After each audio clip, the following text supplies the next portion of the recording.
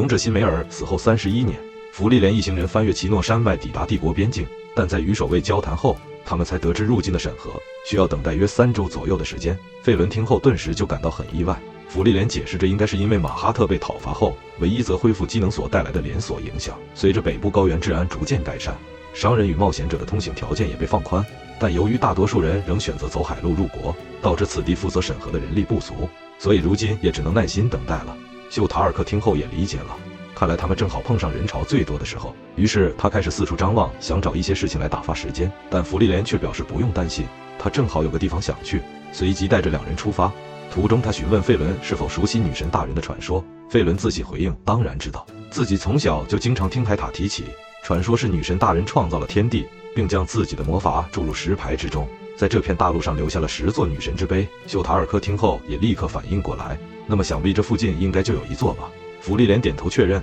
表示自己此行的目的正是前往石碑解析其中的魔法。费伦则提醒，至今从未有人成功解读过女神之碑。修塔尔克一听，立刻担心会耗费数十年时间。芙莉莲却表示自己想一雪前耻，若在入境审核结束前仍无法解析，就会放弃。他接着回忆起过去，当年与勇者一行人经过此地时，曾在森林中迷路了整整3日，等到找到石碑时，众人情绪已经相当不耐烦，因此他也没有机会深入调查。费伦忍不住吐槽，那他们是否也可以生气？芙莉莲则补充自己对当时的记忆十分模糊，甚至有1整周的时间完全没有印象，这让他判断通往石碑的路途势必会充满危险，因此提醒2人务必提高警觉。3人随后进入森林展开搜寻，夜晚在林中过夜，白天则继续前进。经过数日跋涉后，他们终于抵达女神之碑所在之地。费伦和修塔尔克不可思议地看住石碑，因为眼前的石碑居然已经碎掉了，但芙莉莲却表示魔力还残留在这里。但就当他进一步靠近观察时，却发现石碑下方似乎刻着某些异样的痕迹，上次来的时候并没有这些字。费伦观察后也判断，这些刻痕并非是近期留下的。芙莉莲低声读出石碑上的文字：菲亚拉托尔。费伦随即想起这些名字在圣典中有记录，但芙莉莲却坦言自己对圣典并不熟悉。费伦忍不住吐槽，既然不熟悉，那为何还要调查石碑呢？并且当初明明是他逼自己努力读书的。芙莉莲只能无奈回应，圣典内容对他而言确实太过于无聊了。话音落下，他随即就开始了石碑的解析。然而就当他将魔力注入其中时，原本破碎的石碑瞬间恢复原状。而就当他对此感到困惑时，一道熟悉的声音从身后传来，询问他是否有所发现。芙莉莲回头望去，眼前出现的竟是勇者一行人，这让芙莉莲瞬间呆愣在原地。辛梅尔见状当即关心他这是怎么了，完全没头绪的芙莉莲也只能无奈地表示搞不清楚。然而众人则误以为他只是无法解析石碑的内容，于是纷纷表示那就回去吧。但芙莉莲却只是漫步走到辛梅尔的面前，用手去抚摸辛梅尔的脸颊，这才确定了是实体无误，于是当即询问辛梅尔几岁了。辛梅尔一脸迷茫地回应23岁了。一旁的海塔则吐槽他是不是睡糊涂了。芙莉莲在听完之后逐渐理解现况，自己回到了勇者辛梅尔死前35年，也就是队伍启程后的第7年。辛梅尔这时也表示该回去了，自己已经在来的路上留下了标记，但芙莉莲仍站在原地观察石碑。他能清楚感知这并非幻觉，而是确实回到了过去曾来过的地点。在返程途中，他不断思考，时光倒流完全违背了不可逆心的常理，看来女神之碑的魔法远比想象更加复杂。他推测石碑内的魔法可以让人回到之前触碰它的时间点，但真正棘手的是如何返回原本的时间。他尝试再次触碰石碑，却毫无反应。毫无头绪之下，他本想与众人讨论，但话到嘴边却立刻停住，因为一旦干预过去，就可能改变未来，甚至可能导致费伦与修塔尔克的存在遭到抹除。于是他只能立刻改口表示没事，这顿时就让辛梅尔一脸的疑惑，但仍认为他只是因为解析失败而感到失落。然而海塔此时却表示他们太过于纵容芙莉莲了，这才会导致旅程一再绕路，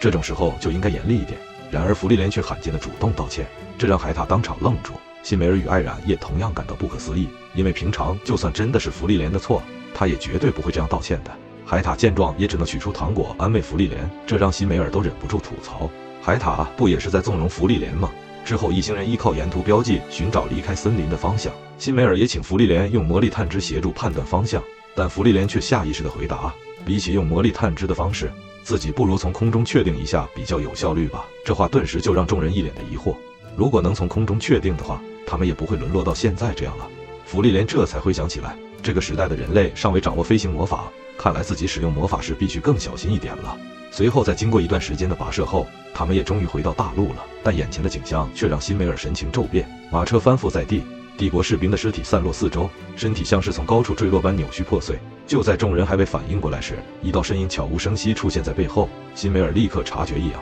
带领众人转身备战。芙莉莲也微微一惊，对方竟能在不知不觉中绕到后方，但魔族却只是冷声开口指出，看来就是他们触碰了女神之杯，而引发时空波动的人正是芙莉莲吧。但辛梅尔却不理解他究竟在说什么。然而对方并不打算解释，只是冷冷表示理解与否都无所谓，反正他们都将死在这里。辛梅尔闻言也知道战斗即将打响，于是随即报上勇者之名，而对方也自报身份，是七崩贤格拉奥萨姆麾下的残影之扎特。话音落下的瞬间，辛梅尔的身影已然消逝，下一刻就出现在扎特面前，挥剑斩下。但扎特只是淡淡回应，速度不错，而他的身影也在瞬间消失不见，转眼便出现在芙莉莲身后。伸手触碰的一瞬间，芙莉莲整个人被转移消失。扎特冷声说明，依据大魔法使弗兰梅的记载，魔族与人类的魔法体系存在巨大差异。即便是再老练的魔法使，在面对魔法上颇有造诣的魔族时，也会对那如同童话故事中才会出现的魔法感到惊讶。而芙莉莲这时也意识到这是空间转移的魔法，而对于这个时代还无法使用飞行魔法的魔法使而言，飞跃到空中确实是童话故事中才会出现的事情。然而魔族却能利用这点，用坠落的方式轻易地解决对手。辛梅尔见状也不禁为他担忧，但芙莉莲保持冷静，他清楚自己从未与这个敌人交战过，即便是现在的辛梅尔等人也难以轻易取胜。如果他能毫无顾忌施展魔法的话，解决对方并非什么难事，但他不能让未来的魔法情报落入魔王军手中，一旦引发魔法上的变革，历史将被彻底改写。此时扎特冷声宣告，距离芙莉莲坠落地面还有60秒，他如今是自己最重要的人质，辛梅尔等人最好立刻放下武器，否则他就会因为坠落而身亡了。但辛梅尔却当场揭穿了他的谎言，只说对方根本不打算放过任何人。扎特轻笑承认这样的说辞确实难以令人信服，但是这样下去的话，芙莉莲可就真的没救了。然而辛梅尔这时却只是回应道真没办法了，随后就缓缓将剑给收下来。海塔和艾冉也同样将武器给放下来了，这让扎特顿时就很疑惑。辛梅尔则淡淡表示，这正是人类的弱点，是魔族一辈子都无法理解的东西。就在下一瞬间，一道地狱业火却突然猛然袭向扎特，扎特见状也是迅速闪避这致命的攻击。辛梅尔则再次举起剑，平静说道，看来刚才那一击就是芙莉莲给出的回答。而芙莉莲在坠落之中也迅速分析，这个时代的魔法虽然威力强大，但释放速度明显不足，若刚才那一击换成杀人魔法，扎特早已无法闪避，直接被斩杀。而扎特眼看芙莉莲在高空之中依旧能精准地发动远距离魔法射击，心中也不禁产生疑问，没有经过空中战斗训练的人真的能做到这一点吗？但他没有思考的余地，辛梅尔就已经再次逼近，挥剑斩来。而芙莉莲也在心中计算好魔力释放的时机，他明白自己必须维持绝对冷静，才能精准抵消下坠速度。最终他也凭着细致的魔力控制安全落地。这一幕让扎特顿时就难以置信，但还来不及反应，芙莉莲的地狱业火已经再度袭来，扎特才刚闪避，辛梅尔的剑锋便再次逼近，这让他开始感到困惑。明明只要被自己触碰就会被转移至高空死亡，但这些人却毫不犹豫地近身作战，庞福完全不畏惧死亡。辛梅尔此刻也察觉到违和感，在这种触碰即死的局面下，战斗却进行得过于顺利。芙莉莲的攻击完美地支援了自己，这明显不是他平时会采用的战斗方式。在这样的完美配合下，辛梅尔与艾然同时抓住破绽，瞬间划开扎特的胸口。辛梅尔冷声宣告战斗结束，但扎特却只是轻笑反问，自己真的像是被逼入绝境吗？芙莉莲立刻察觉不对，狗声提醒不要让他接触悬崖，但为时已晚，扎特已经触碰悬崖。下一瞬间，整片山体被强行拔起，飞向空中。扎特则转移到远处冷眼旁观。芙莉莲瞬间明白，这种规模的变化已经超出这个时代魔法的应对范围，但辛梅尔却依旧冷静，表示他们已经来不及闪避。但芙莉莲却很疑惑，为何他还能如此冷静？但辛梅尔却只是让他不用再装了，他应该还隐藏着能改变局势的力量吧。在看到他沉默之后，他更加确信自己的判断，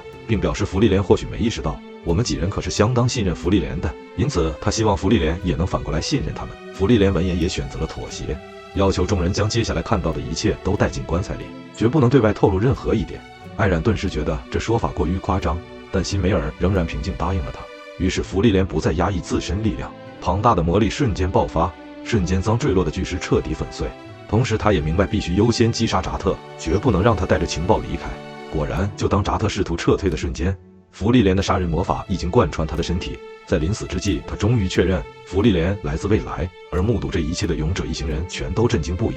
海塔更是难以置信地低声说出，他竟然在空中飞行。辛梅尔则露出淡淡笑意，表示事情开始变得有趣了。